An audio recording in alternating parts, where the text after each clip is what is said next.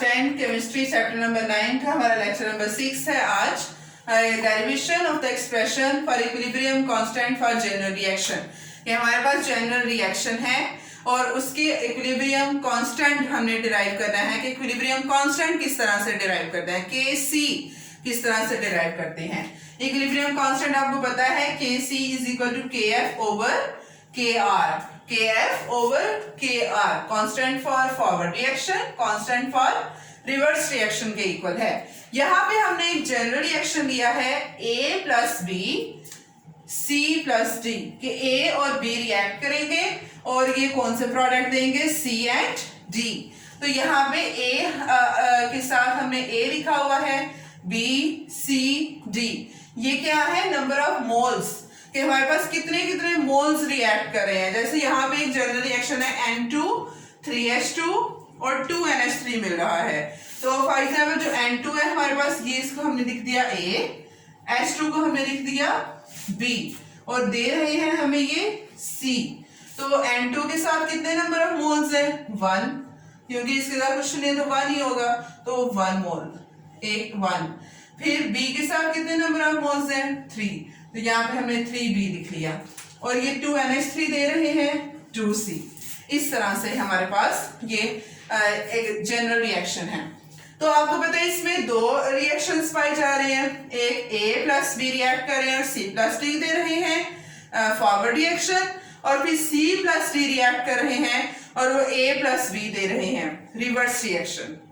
तो हमारे पास रेट ऑफ रिएक्शन अगर हम देखें तो फिर इसका मतलब किस पे डिपेंड करेगा, मोलर कंसंट्रेशंस पे। मोलर कंसंट्रेशंस पे फॉरवर्ड रिएक्टेंट्स की और प्रोडक्ट्स की जो मोलर कंसंट्रेशंस हैं कि कितने कितने मोल्स हैं जो रिएक्ट कर रहे हैं रिएक्टेंट के और प्रोडक्ट के, उन पे डिपेंड करेगा हमारे पास ये रेट ऑफ रिएक्शन। तो सबसे पहले हम यहाँ पे लिखते हैं रेट ऑफ फॉरवर्ड रिएक्शन।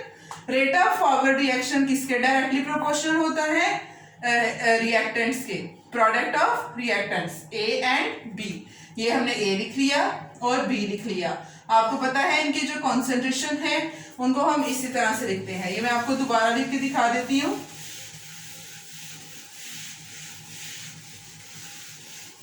ये हमने रेट ऑफ फॉरवर्ड रिएक्शन लिखा कि वो डायरेक्टली प्रोपोर्शनल होता है to the molar concentrations of reactants, हमने जैसे उस दिन पढ़ा था। अब हमने जो इनकी मोलर कंसंट्रेशंस हैं उनको हमने लिख दिया है पावर में, रेज टू द पावर, इस तरह से लिखेंगे। तो यहाँ पे जो रेट ऑफ फॉरवर्ड रिएक्शन है RF is equal to proportionality constant को इक्वालिटी में चेंज करेंगे, साथ कांस्टेंट लगेगा, KF लगाए क्योंकि फॉरवर्ड रिएक्शन है, A B। इसी तरह से हम लिखते हैं rate of reverse reaction, directly proportional to C D, KR, ये C की मोलर कंसंट्रेशन और D की मोलर कंसंट्रेशन। अब आपको पता है डायनामिक इक्विलिब्रियम के मुताबिक rate of forward reaction is equal to rate of reverse reaction. Forward reaction का रेट क्या है, KF A और B is equal to, reverse का क्या है, KR C D। अब KF यहाँ पे KR मल्टीप्लाई हो रहा है, यहाँ पे आके डिवाइड, यहाँ पे C D इस तरह से लिख लिया, यहाँ पे मल्टीप्लाई हो रहा है A और B मोलर कंसंट्रेशन इनकी, और इस साइड पे आके क्या हो जाएगी, डिवाइड। ये अब आपको पता है KF ओवर KR किसके इक्वल होता है, KC के। तो KC हमारे पास क्या है, इक्विलिब्रियम कांस्टेंट है। तो ये हमारे पास इक्विलिब्रियम कांस्टेंट एक्सप्रेशन लिखा गया है। इससे आपको क्या पता चल रहा है इक्विलिब्रियम कांस्टेंट से कि रेट ऑफ रिएक्शन किस पे डिपेंड कर रहा है, product of molar concentrations of products, और इनकी जो मोलर कंसंट्रेशन है उनको हमने किस में लिखा, पावर में, raise to the power to the product of molar concentrations of reactants.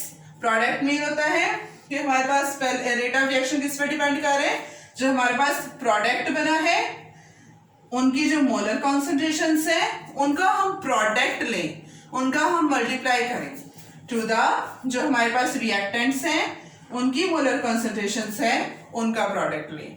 ये हमारे पास बना है कि इक्विलिब्रियम कांस्टेंट एक्सप्रेशन एक जनरल रिएक्शन का।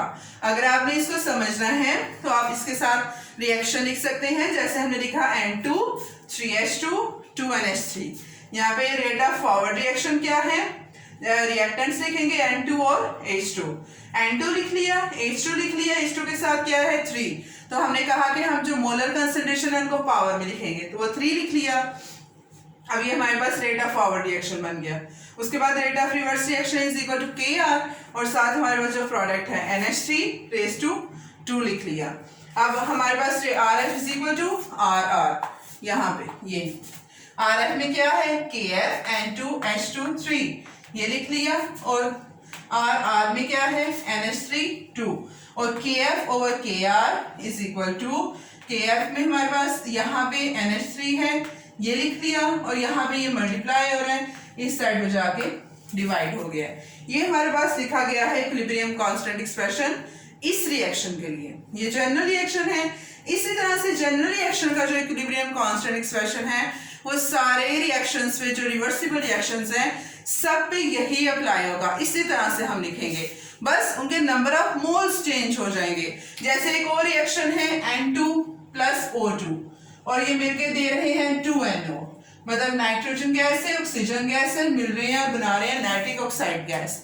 तो यहाँ पे N2 के कितने मोल्स हैं 1, O2 के कितने मोल्स हैं 1, और ये दोनों मिलके जो NO दे रहे हैं उसके कितने मोल्स हैं 2। तो बस आपने चेंज करना पड़ेगा, आपको पावर्स चेंज करना पड़ेगी क्योंकि उनके नंबर ऑफ मोल्स चेंज है, तो बाकी सारा का सारा ऐसा ही हम लिखेंगे। तो ये हमारे पास इक्विलिब्रियम कांस्टेंट एक्सप्रेशन है। कल हम पढ़ेंगे इक्विलिब्रियम कांस्टेंट है क्या, जो कि हमने वैसे पढ़ लिया है कि इक्विलिब्रियम कांस्टेंट KC क्या है। प्रोडक्ट मीन मल्टीप्लाई, किन का प्रोडक्ट मोलर कंसंट्रेशंस का, किन की मोलर कंसंट्रेशंस का प्रोडक्ट्स की, जो हमारे पास प्रोडक्ट बने हैं to the product of molar concentrations of reactants. कि हमारे पास सिंपल इज दैट कि जो हमारे पास इक्विलिब्रियम कांस्टेंट है जो रेट ऑफ रिएक्शन है वो किस पे डिपेंड करता है कि हमारे पास जो रिएक्टेंट्स हैं उनकी मोलर कंसंट्रेशन कितनी है और जो प्रोडक्ट्स हैं उनकी मोलर कंसंट्रेशन कितनी है, सिंपली इस पे डिपेंड करता है। कल हम पढ़ेंगे कि इक्विलिब्रियम कांस्टेंट की जो यूनिट्स हैं उनको किस तरह से डिराइव करते हैं। आज के लिए इतना ही है। Thank you so much.